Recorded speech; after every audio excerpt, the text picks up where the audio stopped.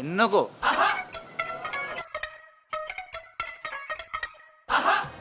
එන්නානේ හුරතල් එන්නේ පරක් වෙනවා. ඔව් ඒක තමයි ලොකුම ප්‍රශ්නේ. ඔයා හැමදේටම කලින් වැඩි. මට කලින් ඉපදිලත් එක්ක. what a waste of time. මං ඕඩර් දාලා ඉපදුනේ. මොකක්ද ඒකේ තියෙන ප්‍රශ්නේ? අපේ වයස් පරිතරේ වැඩි අයියේ. ඔයා මට වඩා අවුරුදු 4ක් 5ක්ම වැඩිමයි. මට දැන් හිතෙනවා ඒක අවුල් කියලා.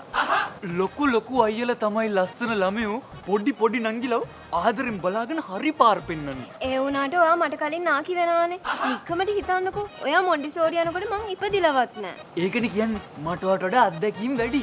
මට පුළුවන් ඔයව තාත්තා කෙනෙක් වගේ බලා ගන්න. වයසට යන්න තමයි පැටියෝ. කොල්ල හුරත. මං හුරුතලුණා මැති. ඔයා ඕන්නේ මගේ පුංචි රෝස මලේ මමයි නුඹේ වැඩිමල් පමරා. බලන්න ඒ සින්දුනත් එහෙම කිව්වමයි ලස්සන. ඒ වුණාට ගෙවල් වලින් නම් කියනවා පොඩි කෙල්ලන්ව ලොකු කොල්ලෝ අනාථ කරනවා කියලා. කොහොමත් ඉතින් තනිකඩෝ වේල්ල අපිට සෙට් වෙන්නේ පොඩි කෙල්ලෝ තමයි. ඊට උඩ ඌ සේරම මගුල් නටලා.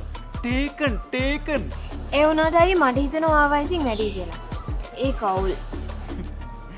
උනාට එක කෙල්ලොන්ට මම වයසෙන් ලොකු. මං තාමත් කෙල්ලේ අම්මගේ චූටි පුතු. වසනවටම ලැබුණු එකෙක් මං අම්මගේ තාත්තගේ බාල